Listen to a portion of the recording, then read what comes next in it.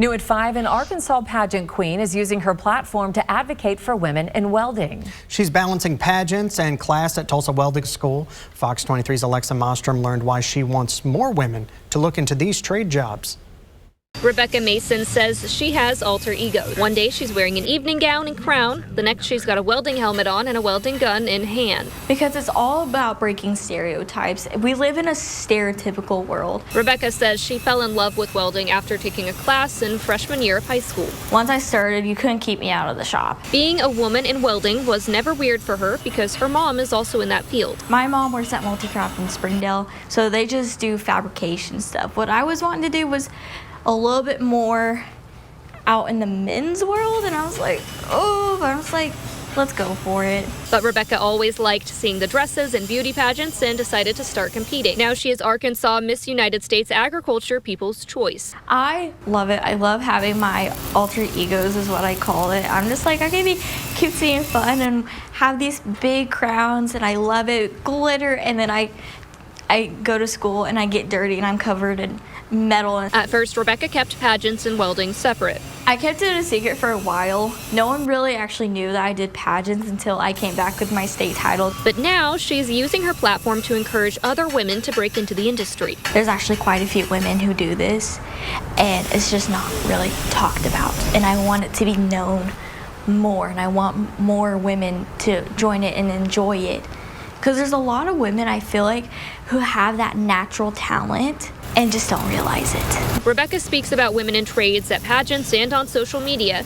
She hopes more women break into the industry. Right now, Rebecca is preparing for her first national pageant and is set to graduate Tulsa Welding School in February. Covering news that matters, I'm Alexa Mostrom, Fox 23 News. The weather feels great. I'm still surprised we got to 90. Yeah, but I was asking about the heat index, and it's nice that it's actually below the temperature. We don't always see that this time of year. No, not at all. Normally, especially the way this summer's gone, if we hit 92 like we did today, the heat index is probably up around 100. Right. This time the heat index a little less than the actual temp, but we will forget all about the heat index coming up over the next few days. This evening looks great. We're going to see those temperatures dropping into the mid 80s by about 8 o'clock. Mid 70s at 10, but changes, they are on the way. A couple of little increased vertical builds on a couple of these cumulus clouds southeast of Tulsa.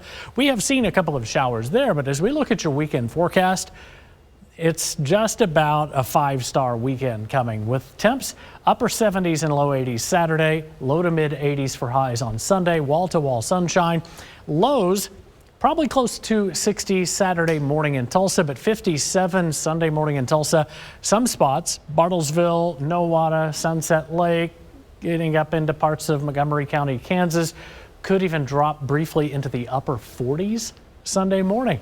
At the bus stop tomorrow morning, the weather looks great. Temperatures should be in the upper 60s, climbing back up into the mid 80s tomorrow. It will be a little breezier tomorrow, but temps are going to drop off pretty quickly as we roll through the late afternoon and for Friday evening and football Friday evening too. Mostly sunny tomorrow, slight chance of a shower southeast Oklahoma, a little breezier and a little cooler too. We look into southeast Oklahoma. We've seen a couple of showers staying just to the south of Latimer County. We've seen a couple of others starting to form in parts of Adair and Cherokee County here. Not a whole lot, but there are a couple of little downpours that have tried to develop. Right now, we're still looking at 94 in Owasso and 93 in Sand Springs, 90 in Bixby, 90 degrees in downtown. On the wide view, I've got 96 in Stillwater. That's the hottest temp that we've got in the state right now. As we look at precip chances, an isolated shower could develop again tomorrow. Best chance will be southeast Oklahoma, and there's about a 5 or 10% chance northwest of Tulsa later this evening and tomorrow morning. Temps are going to be amazing.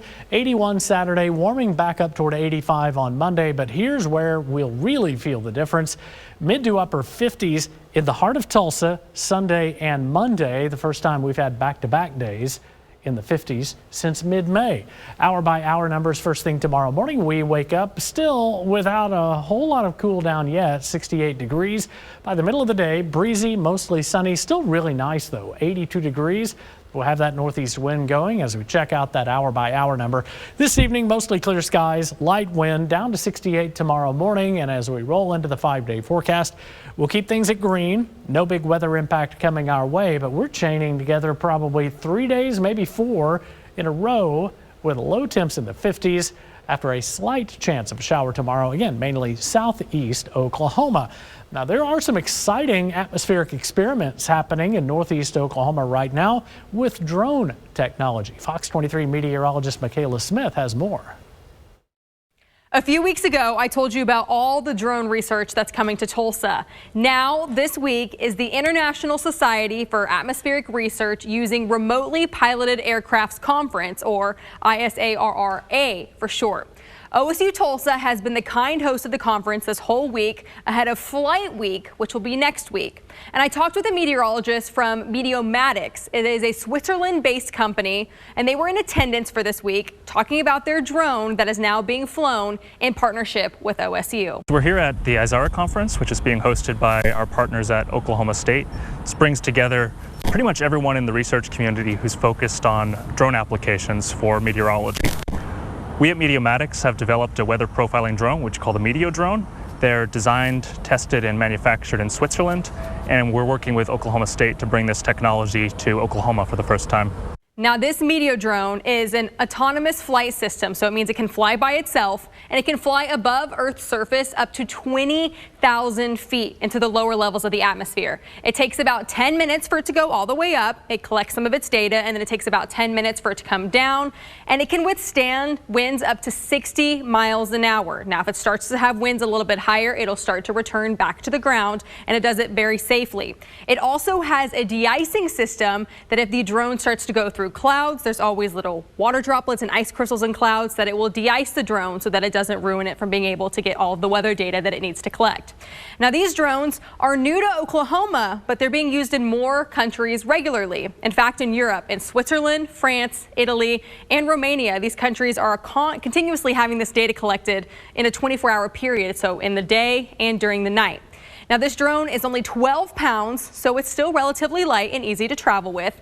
And just having this technology is so important to Oklahoma because it can help us gather more data ahead of severe weather days like what we see in the springtime. So at the end of the day, the Weather Service needs a lot more data around Oklahoma to be able to make better forecasts and keep people safe ahead of severe weather.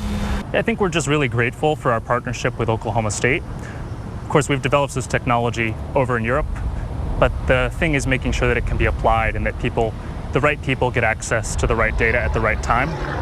You have huge severe weather challenges in Oklahoma, and it's a team effort to be able to get the right data so that better forecasts can be made and Oklahomans can be kept safer. This is just one large part of trying to bring more data to Oklahomans, again, to keep people safe. Now, next week kicks off Flight Week, where even more data is going to be shared on more panels. And one of the main topics is going to continue to be focusing on the 3D Mesonet, where the Mesonet is continuously collecting data across Oklahoma. Having that 3D view now will just help forecasters even more. For more information about weather drones, you can find this story on our website. Covering news that matters, meteorologist Michaela Smith, Fox 23 News.